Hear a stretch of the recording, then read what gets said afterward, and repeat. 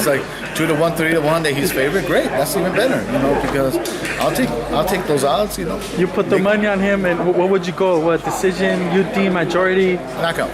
What round? I don't think he makes it to 10 rounds. He'll only last as long as Golovkin wants it.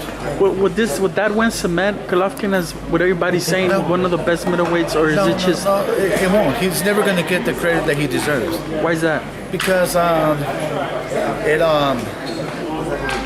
he's kind of like a Marvin Hagler, where when Marvin Hagler was a fighter, he's beating everyone, but there was Lennon. Yeah, he had to fight the smaller guys in order to get any kind of recognition. And when you look at Golovkin, on the other hand, he's in the same boat, And now, I'll ask you this: Where do you think Golovkin would be today if he were Mexican?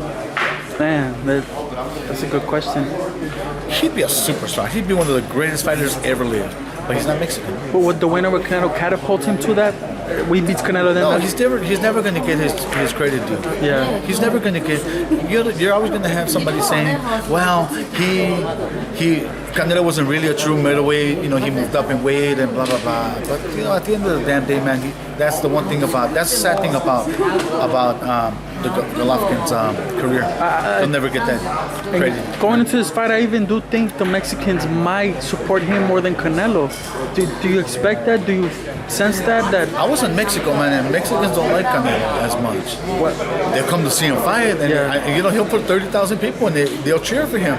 But I don't understand. I don't get it. You talk to the majority of people, and they'll say, nah, we don't like Canelo, man, but they're cheering for him. Why is that, though? Do they say why? Two-faced people, man. I mean, I don't understand it. I don't get it. Look, I have a lot of respect. I have a lot of respect for Canelo for taking this fight. Now, I'm good. Win, lose, or draw, it doesn't matter. He took the fight, and you know what? And that's what makes a fighter great. Yeah. A guy who does the challenges and goes above and beyond. What would that loss do for Canelo's career and for his legacy? Not beating Golovkin, what does that do for him? Does that? If he doesn't win against Golovkin, he's still young. He's going to come back. He's going to fight again. He's going to fight. He's going to have more fights. The guy has already secured his I can't really say it's secured the future because maybe financially so because you got to remember how many billionaires did now crumble in 2007, 2008 when the economy took a dump. They had billions of dollars and they went broke.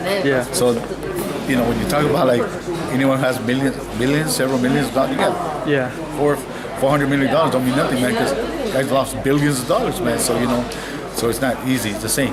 But I think that it's his time. It's his era. He can lose, and it's not gonna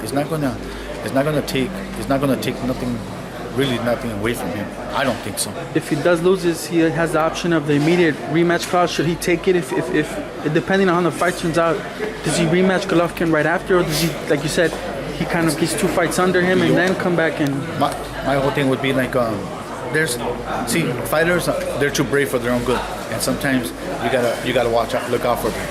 Me as a fan, I was pushing for that Golovkin Canelo fight.